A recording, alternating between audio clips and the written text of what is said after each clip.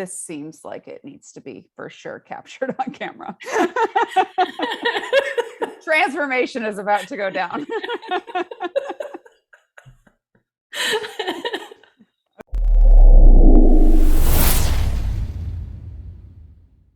Star again. It's bright golden white light.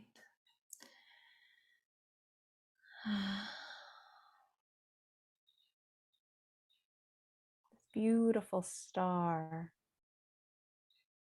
Can you describe how it feels?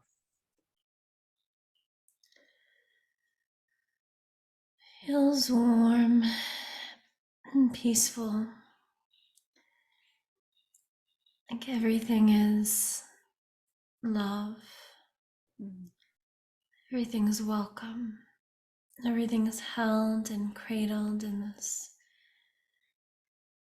full acceptance and understanding. I feel so understood. How beautiful. Take a breath in and allow yourself to slow down to the rhythm of your star around you. Feel how you are tuning in to its beautiful hum, the rhythm and wisdom of this star. I'm in the inner layers of the atmosphere, but everything looks like light shifting and moving through different dimensional fields. Nothing's quite solid, but there is this space where many beings have gathered and say it's a temple for the council that meets here. And the council has gathered, and I see them, but again, they're just light. It's like there's this center that lets me know that it's a soul that has this bright, like almost diamond flame nature to it that alerts me to, oh, this is a being. And so I can see them gathering around, and maybe the outlines of a form, or if I look at them closely, they might look back at me with eyes should they choose to. But there seems to be 33 of them. It's a big council today. Wow. Wow. And are you a part of the council, or is this your specific council? I am a part of the council, but today they've gathered to help me. How beautiful. Explore the intention of the emotion or feeling you are here to heal and release. Notice, where does it reside within the body? And there's 2 points of highest concentration because they're interrelated with each other. It's the link between my root and my heart. So I'm feeling it deep within my tailbone, in the center more than to either one of the sides, and then in my chest, and my chest opens and closes in response to it, like an aperture of a camera. Beautiful. Now open your imagination, emotion or concept underneath that initial sensation at the surface. I'm not feeling safe.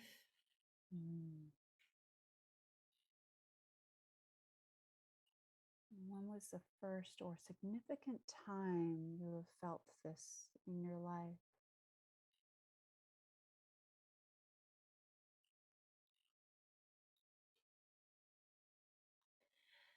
It was there even in the womb. I can see my mother giving birth to me. She did not feel safe. She was very scared. And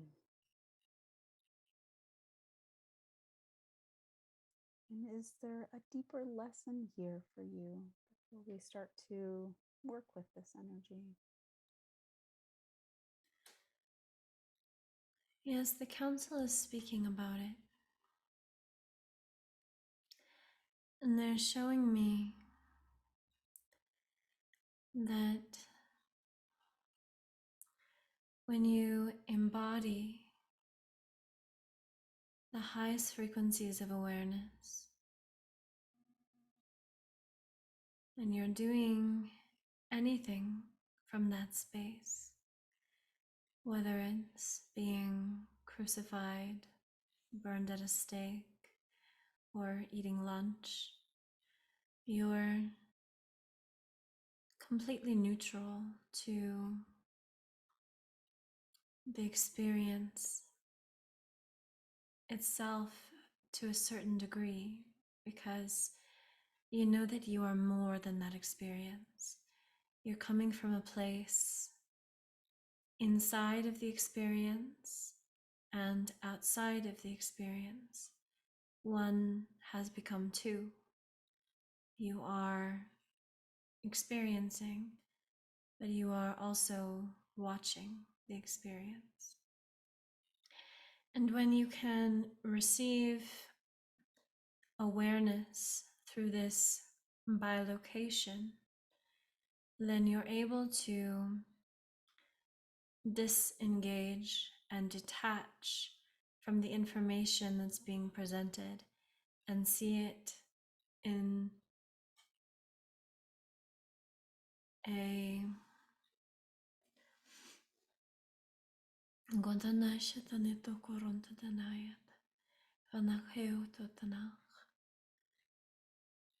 you can see it for what it really is.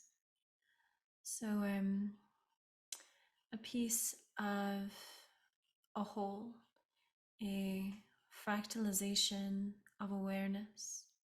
And what it's communicating is valid and can be accepted without losing that perspective of the greater self. One can accept even the harshest of experiences as worthwhile. So returning to the example of burning at the stake, for example. Say that you are there because you spoke your truth and because people couldn't hear you in your truth, and they decided that you were so wrong that the world had to be rid of you. Well, in that moment, as you're against the pole with the ropes around your body and the flames are beginning to lick your skin, you might surrender into that pain and think beyond it. It's not only the experience, but it's also the experiencer. And from that place of witnessing and detachment, you can look down upon yourself being burned at the stake and say, oh, I see. They couldn't understand me. And also, that's okay, because I am.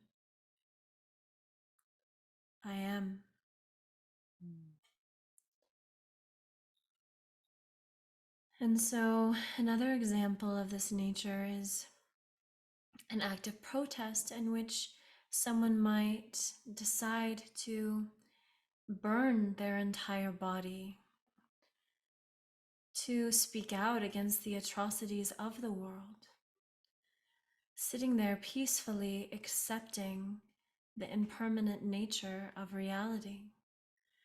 Yes, the flames are licking my body. Yes, the pain is excruciating, but I am a master of this time and space, and I am beyond this, and I choose to give my example so that your awareness can comprehend that I am a transcendent being. So, the story in the tailbone of safety is really one of survival. The survival brain, the root chakra,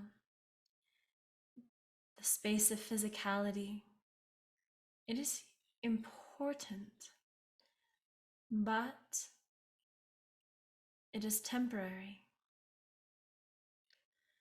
And so the only way to perhaps feel safe inside of impermanence is to transcend it, to understand that yes, you have a physical body, but you are also not your body. Yes, it would be wonderful if people didn't burn you at the stake, but ultimately their understanding does not define you. And they can make to what you've been experiencing in your current reality, to all that they've just shared, to really help you embody the understanding of your experiences.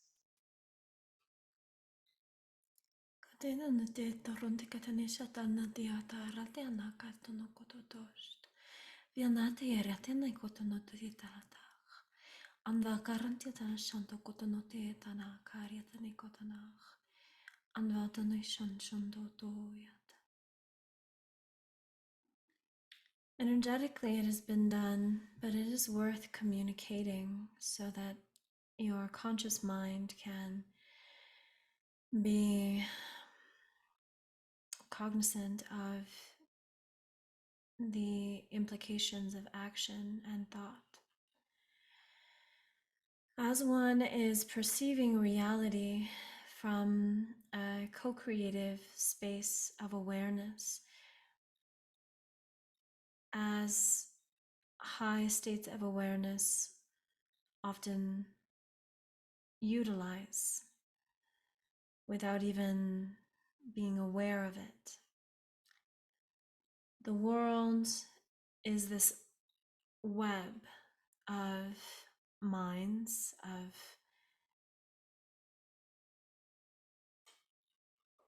co-creating points of perception, and those perceptions compete.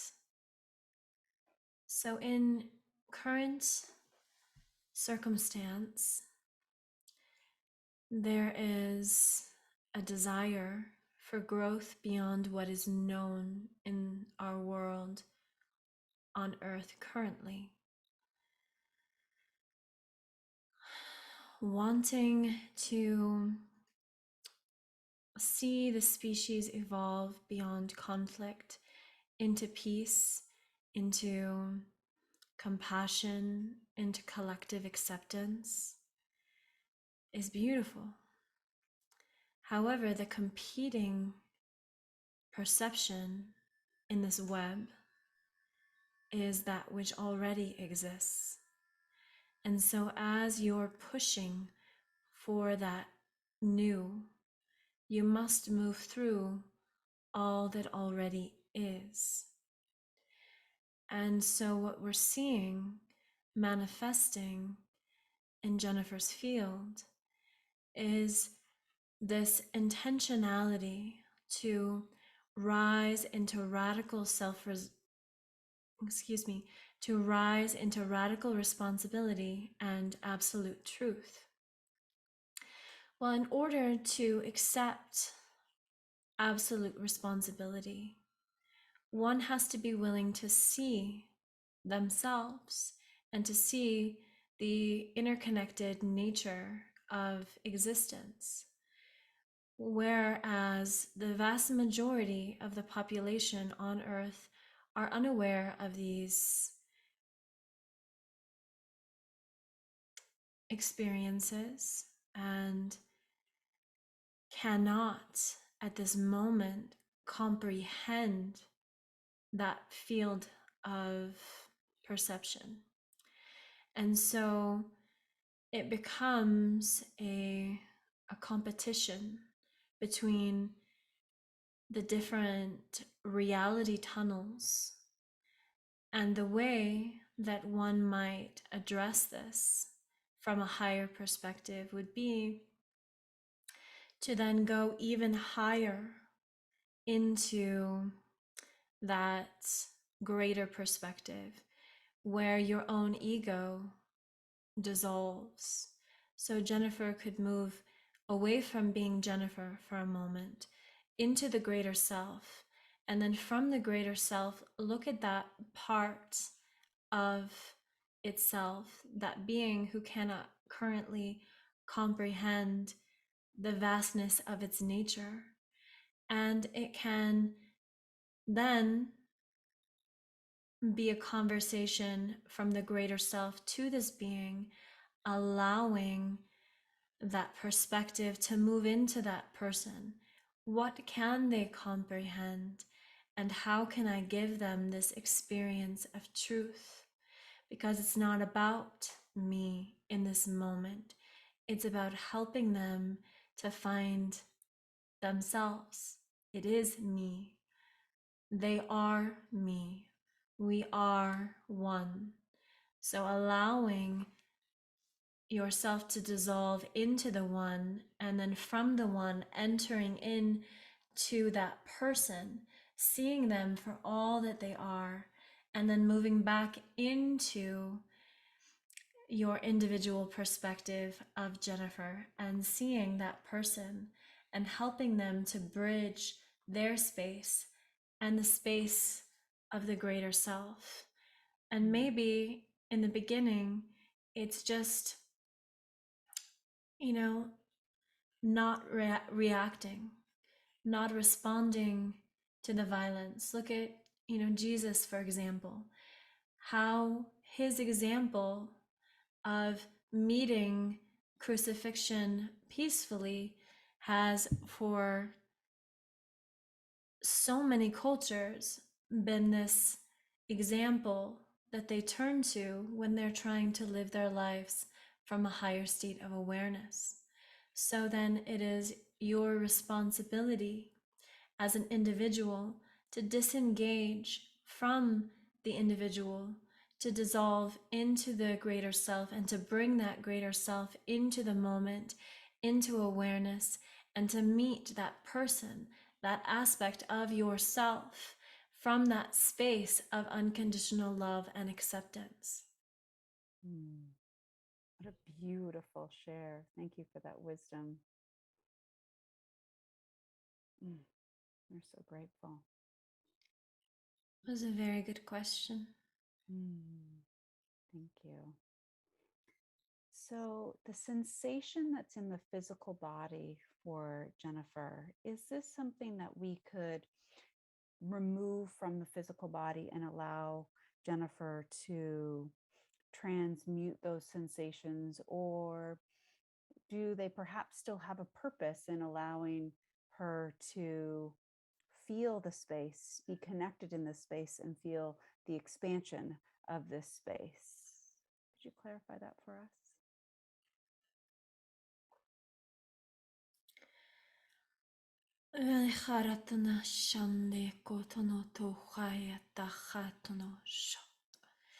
Aranda khatono shiantera takotono ko.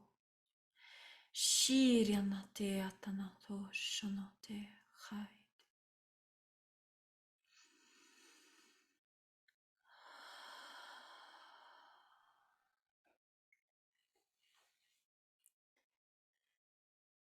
I speak for the Syrian Council.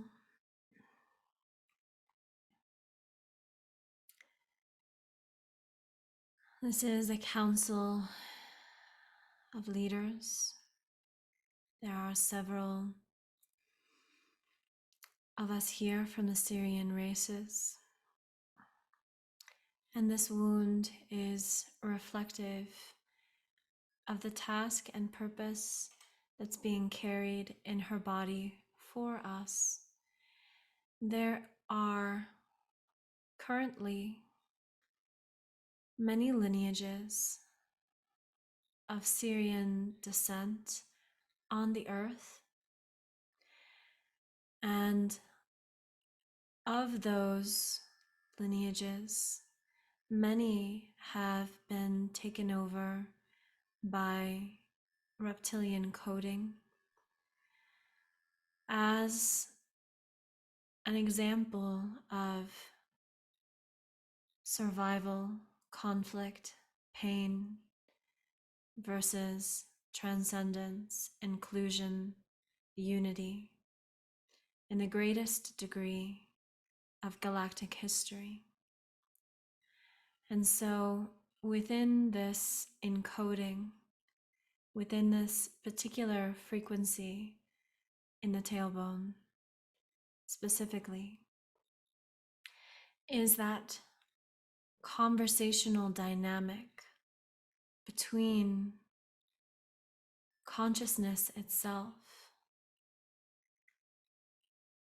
the physical body, the drive, the desire to survive at any cost, even if it means the exploitation and destruction of other races, even if it means annihilating whole populations, even if it means the massacre of the most peaceful of beings. The will to survive is great.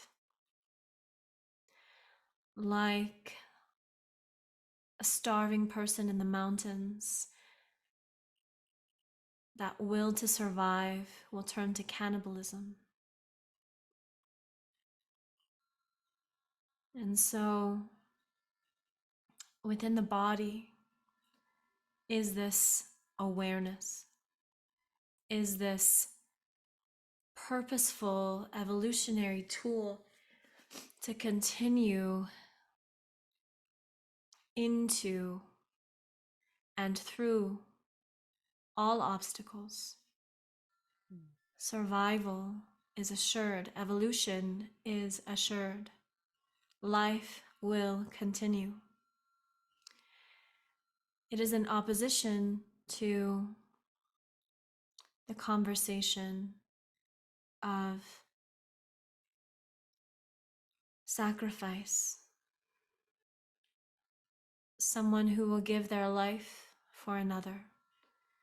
Someone is in danger.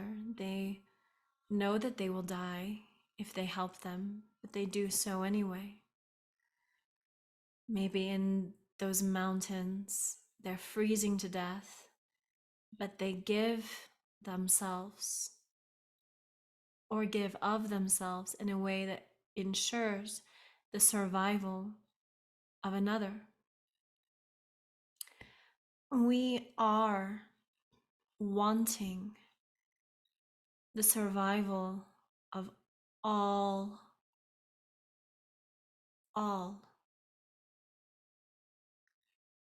every being, including those who would destroy us. And that is meant over time. Great wars have been averted. Great suffering has been seen. Like small children on your earth now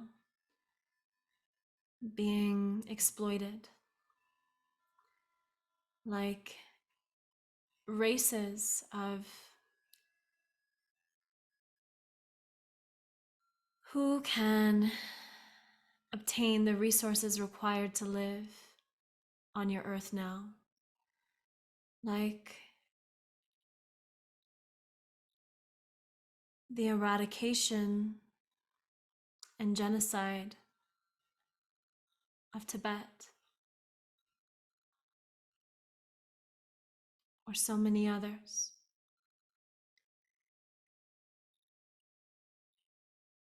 that will to continue pushes into whatever territory it can find, and the wish is to do so peacefully. But the other end of that is the desire to, at any cost. So the polarity is literally written into the fabric of the universe itself, duality consciousness. And the space of that duality consciousness serves a purpose. There's no way to remove that. The only thing you can do is learn to balance, learn to deepen yourself. So, a thought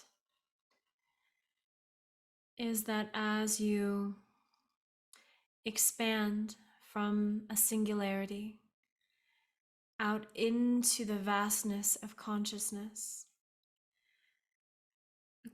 across a expanding and evolving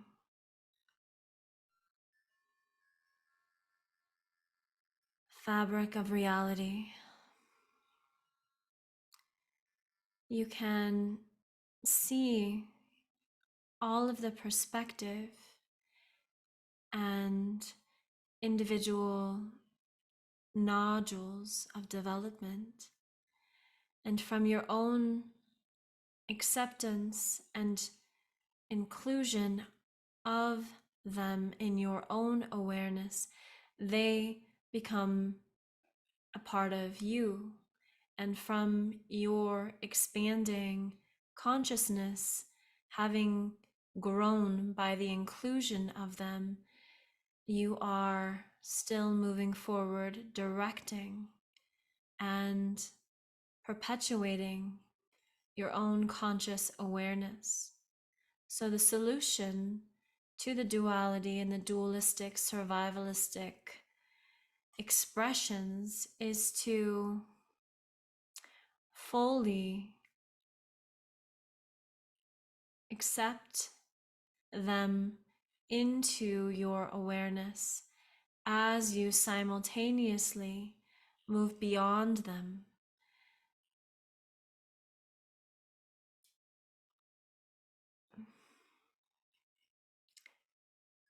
Does this make sense? It does. And just to confirm, I really want to thank you for this information, but to make it tangible for Jennifer, for her to stay in balance, aware of this innate sense of survival and being in this state of peace, to be able to feel and have access to both of those from this center space, this space of balance. Is there something that you could tangibly or describe, just something that she can bring into her every day to uphold this balance or honor this balance or expand on this sense of balance?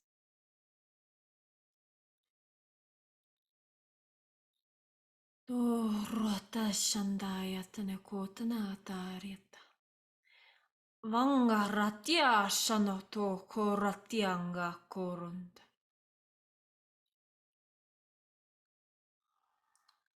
I am an ambassador from the dragons, and I will speak to this. Thank you.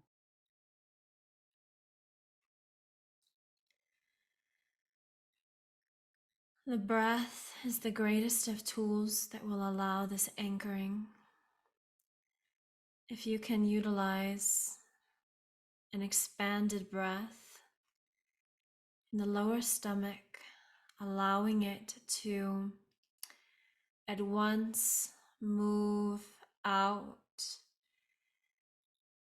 and warm, while at the same time seeing yourself within that breath. You're breathing and you're watching the breath. Then, as the breath expands into that space between breaths, that still point where you hold,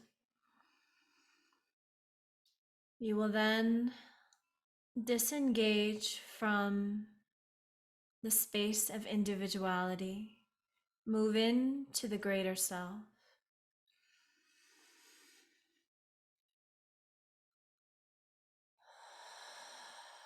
And breathe out that awareness.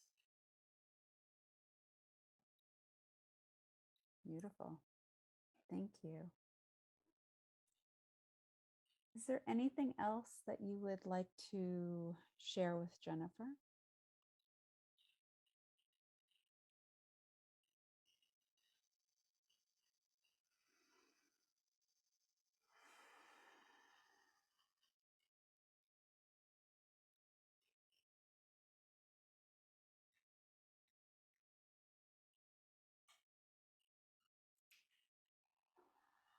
Trust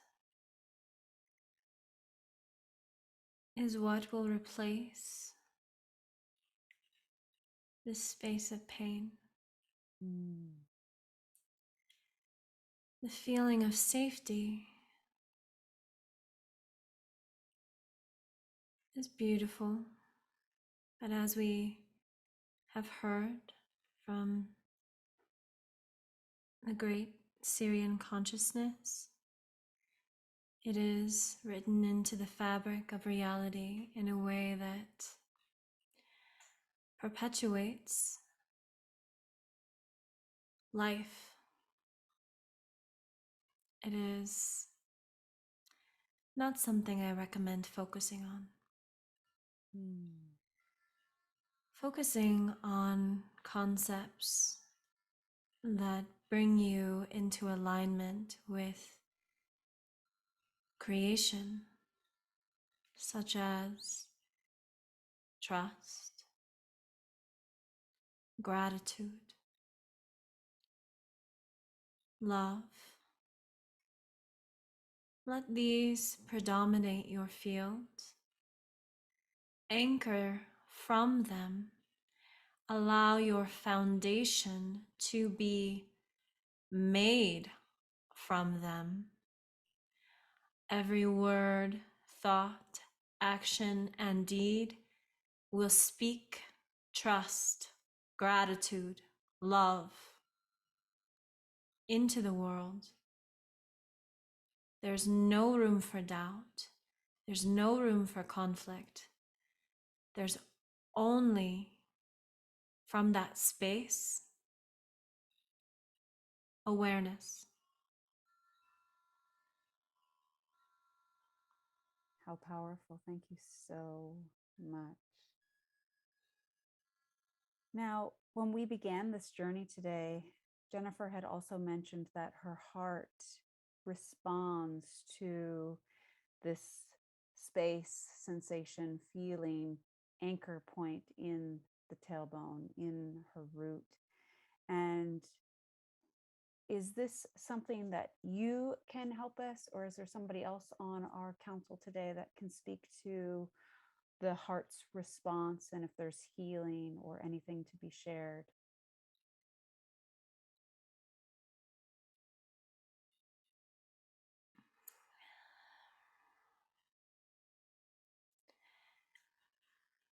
The physical body is designed in this way. When the vibrations create within one field, the physical field, the first 3 chakras, they are reflected in many ways in the emotional field and the energetic field. So my suggestion was to begin at the energetic field, shifting into trust, love, gratitude. And from that space, you will notice that it informs the emotions, Mm. which informs the physical body. But often, as is the case now with this particular instance in the somatic field, this pattern of trauma, the trauma is informing the emotional field and is informing the thought patterns. So, to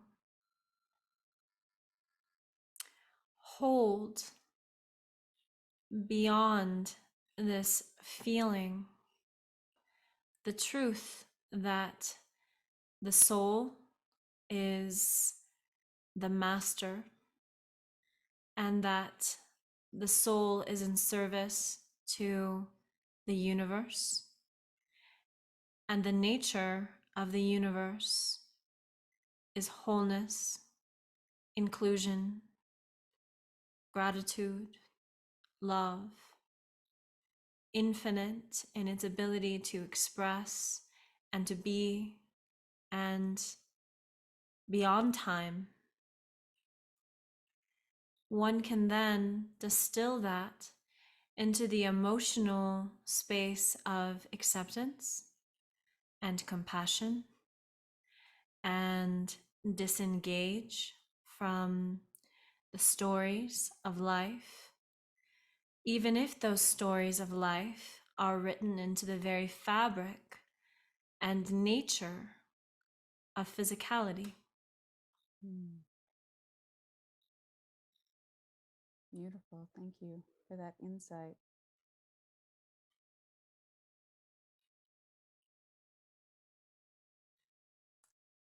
Now, do I have permission to ask a question for the collective? Yes. Thank you. So, what Jennifer has found herself in experiencing is not uncommon to many others. And as the collective is learning and healing, is there a message for these beings, these women that are having similar experiences that are perhaps not as well versed yet as Jennifer Rose is, however, are on their way? Is there a message that we could relay to them?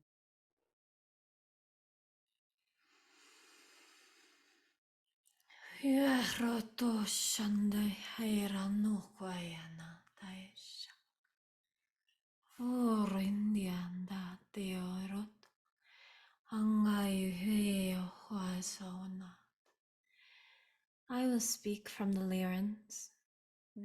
Thank you.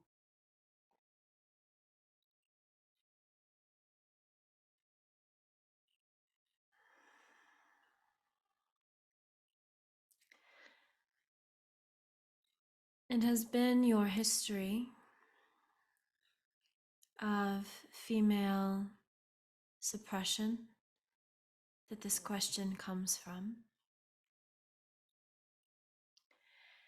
And as the female in your world and in culture gains respect, equality, acceptance,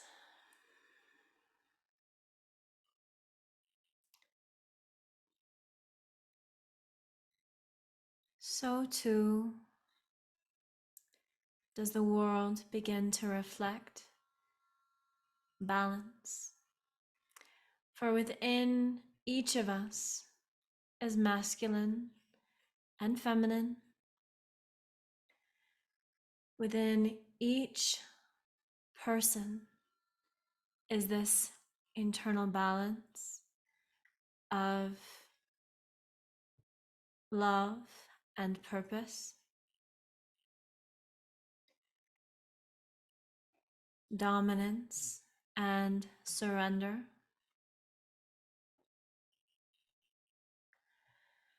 So as you begin to listen to yourself, you will hear the stories of the collective in your heart. And you can, from a place of self-compassion and reverence, meet yourself in whatever arises in your mind, emotions, and body by listening deeply, as you would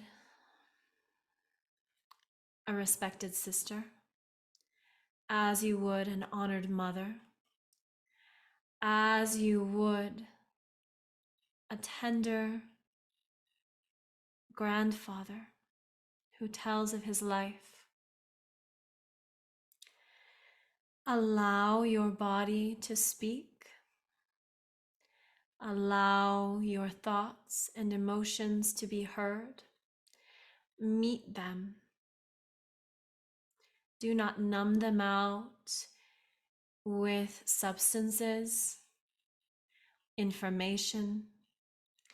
Do not ignore them with petty tasks, distractions.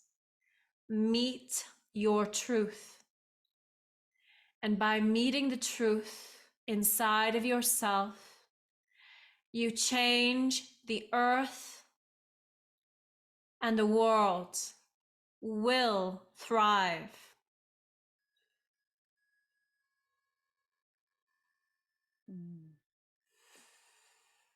Powerful. Thank you.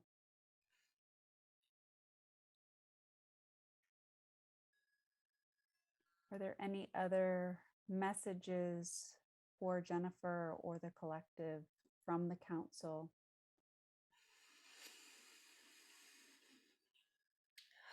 Chakra yeshineo toyata. Shin sonoti dia karadiana shianto rutine tera totana. Shan shorotia shanokoto. I speak for the mantids. Thank you.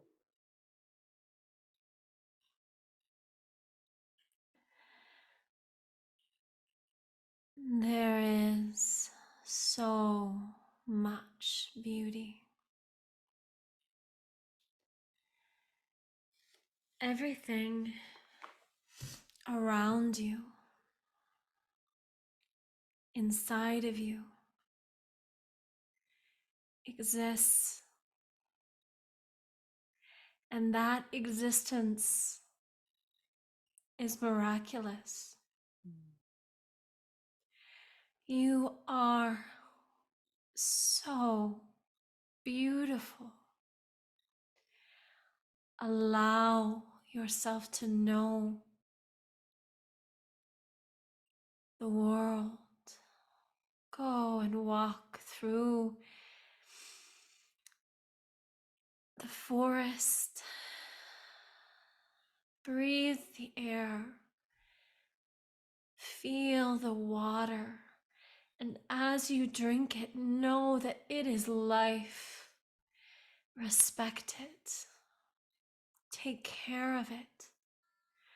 Feel reverence as you take a step in this physical world. Know that you are stepping on something alive, a living planet that you are made from and interconnected Two, be in touch. Literally touch and feel. Connect. The more you connect, the more you will understand. Do not forget your interconnected nature. And the best way to remember that is to go into nature. Breathe and remember that as you're breathing, the trees are breathing with you. You're interconnected.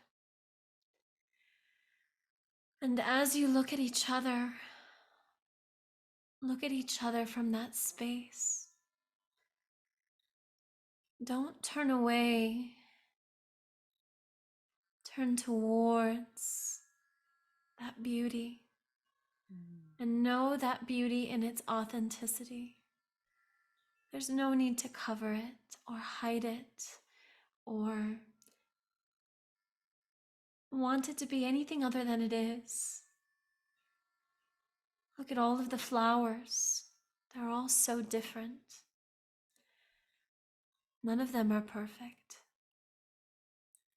Go into nature to remind yourselves of the truths, the principles of the world. And from this place of remembering, you will be happy. You will thrive. And we want that so much for you. We want you to know how precious you are and how important. You are so loved. And you are us as we are you. One, we are individually expressing and interconnected in the great universe. There is nothing more sacred, more beautiful than to be in touch with life. Allow yourself to be the unique expression of life that is you. Honor yourself. Remember your purpose. And love yourself and each other.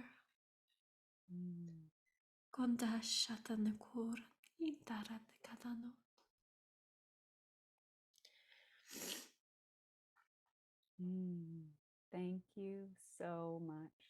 So grateful for that. Thank you. That was so powerful. Yeah, I appreciate the direction you took it because I can follow the lofty examples they gave that, feel simple to them, but feel very intellectualized, right?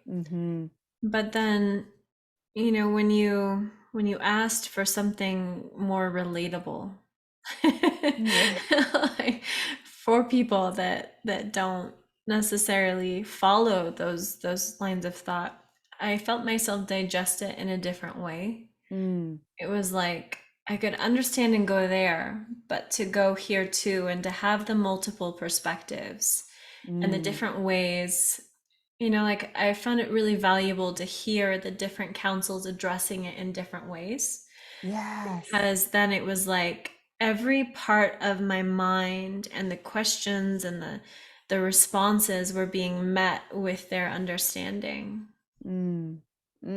Yeah, it was really, really powerful. And even the message to the collective, I mean, like we spoke before, it's like, it really felt like, yes, you're doing some of this work, but the ripple effect that it has, and then their message kind of, it did solidify that as part of the journey, because it brought in this perspective that each is unfolding at their own space. And as more and more kind of join in this awakening to self and to their power and their beauty and this space that they can stand in, the more that join them. Absolutely. And I feel like it was as simple as, the dragons were talking about breathing, the Lyrans were talking about meeting and listening to yourself. The mantid was talking about going into nature. Those are really, really easy, simple things to do. But just knowing the impact they have on everything else makes me so willing to show up to those parts of experience, because it's easy to just look at your phone and get distracted instead of like listening to, why am I angry? Like, why is this anger coming up? Like, I don't want to deal with it. I'm gonna go do more work because I like to work. I'm gonna just distract myself in some way. Or you can take a few moments and like, why is this coming up for me? And then having the space to meet it at, like, be the breath or be in nature. Like, I found the visualizations of nature so intensely wrapped in this pure emotion. It was like everything was and is so alive and so vibrant and absolutely full of this consciousness that's just held inside of you and outside of you and permeating through you. And I think when you move from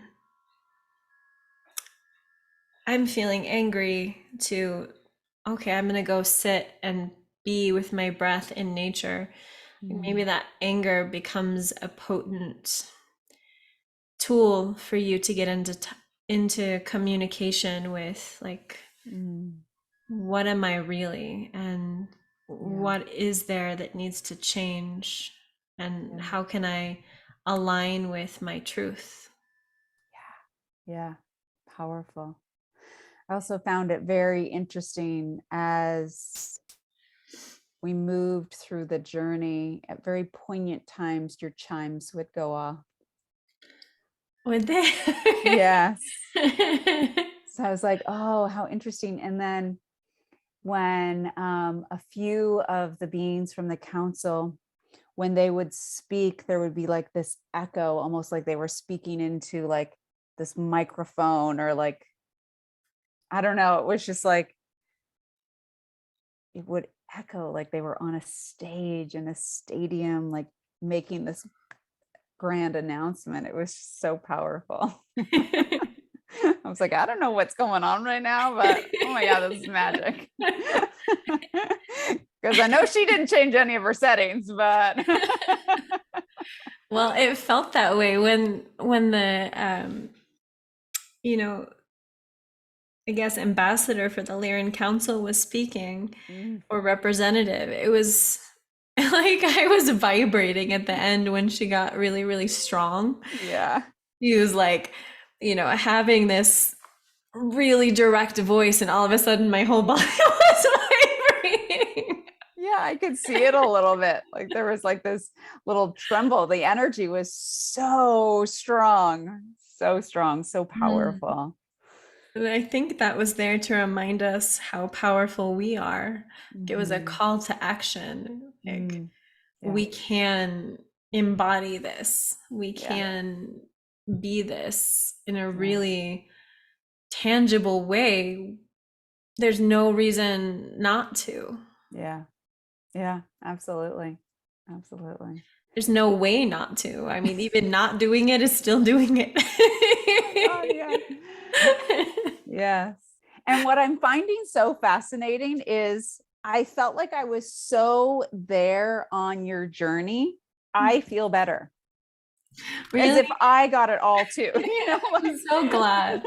Because I know that we were both starting out feeling like kind of overwhelmed and frustrated. And you had yeah. mentioned astrologically, there's a lot going on, but Yeah. Yeah. I'm It's so just, glad. it was very, very powerful. Like the energy was just tangible, as if we were both being held in this sacred womb of a temple, receiving. Yeah, and that was Octurus. It was interesting because the council, like there wasn't an Octurian speaking, but the council was held on Octurus. So Oh, wow. yeah, I mean, because that's my star. Whenever I say star, like Okay. it's literally Octurus. So fascinating. Yeah. I do have a desire to learn more about some of the realms beyond, Mhm. you know. I've had um, one guide step forth, and they gave me the nickname Andy, and they said it's short for Andromeda, but I really wouldn't be Mhm. able to pronounce at my level their actual name just yet. So it's like, just Yeah, call me Andy. I'm like, okay. that's very human. I can say that. I'm like, I can do that one. I have not had a lot of interaction in the, Andromedan realm, but I found myself, even all of that was coming through me, there's still this level of doubt. Like I'm Mm, I'm wondering, I wonder how this compares to all the other channels in the world. Like if they were to look at this, would they agree or disagree? And then yeah. as I was thinking that, I got that image again. They're like, stop doubting and trust. And I got the image of that woman who was Oh, being burned at the stake. oh, yes. Perception is unique. Yeah. Yeah. That was a really powerful, like, descriptive, like, I could see her, feel her, sense her. Me too. I was And like, not in an unpleasant, wow. I'm burning at the stake way, but like it was Yeah. it was real. It was like Yeah. it was really vivid. And really feeling, or at least I felt like in the moment, I could feel the evolution of the moment, if that even Mhm. makes sense. Like, It does. it was so powerful, as like an aha almost. And Mm. everything they're saying is happening right now as we speak. Mhm. That kind of moment. Mm. Yeah. Yeah. Mm. Amazing. Yeah.